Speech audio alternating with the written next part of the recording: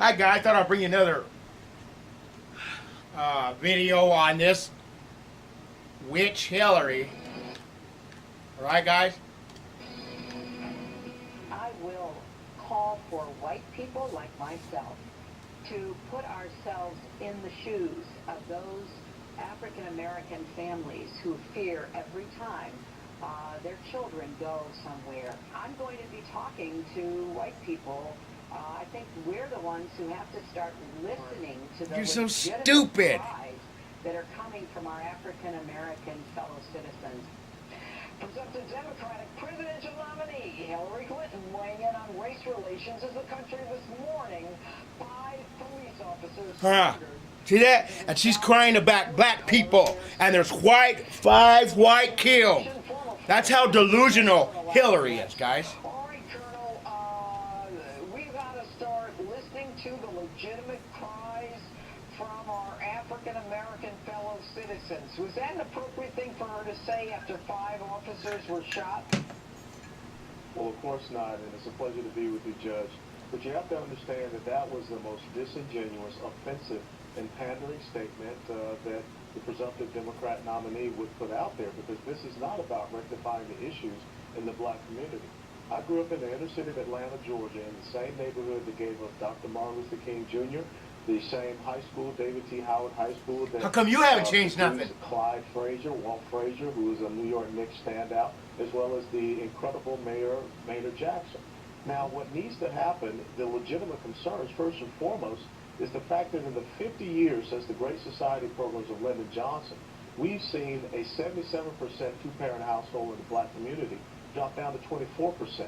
We've seen horrific, examples. Yay, Obama, thanks for that. Opportunities. As a matter of fact, it was President Obama in April 2009 who canceled the D.C. school voucher program for young minority kids. Hear that? To get his kids go to Sidwell Friends. We see a lack of small business entrepreneurship, and we see incredibly high unemployment. Colonel, when she says that we're not listening, Hillary's delusional. What do we do? Well, the thing is that it is not that she is listening to the real legitimate concerns. What she wants to put forth is an agenda of victimization, Hear that? an agenda of dependency, because that is how they continue to have this electoral stranglehold on the black community. Because if they're talking about economic independence, if they're talking about economic empowerment, that doesn't bode well for them.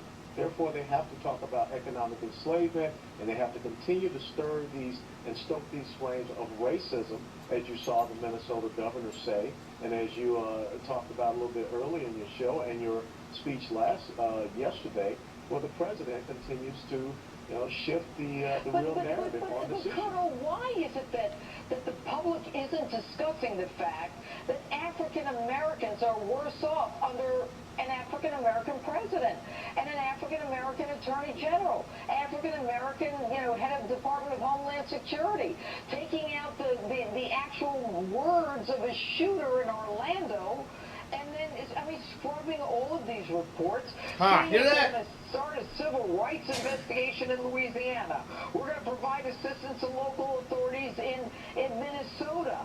What is this about? They can't even say the word hate crime. Well, what it's about is a group of individuals in the Democrat Party, which really has become the new American Socialist Party.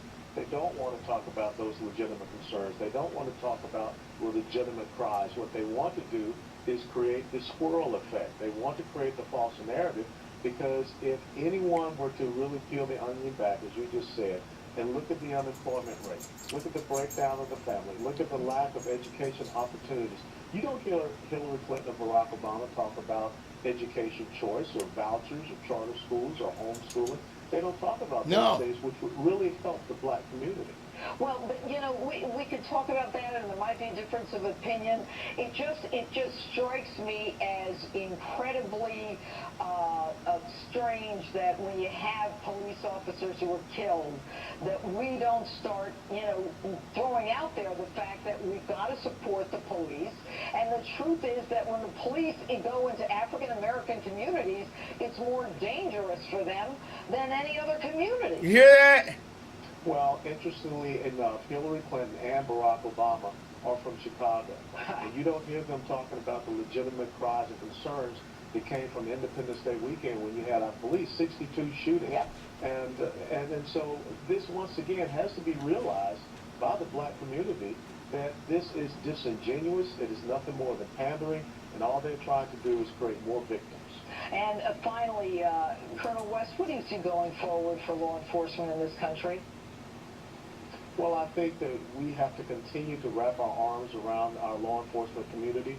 The church that I attend in Dallas, Watermark, one of those officers that was killed was a member of that church, and we reflected upon that today.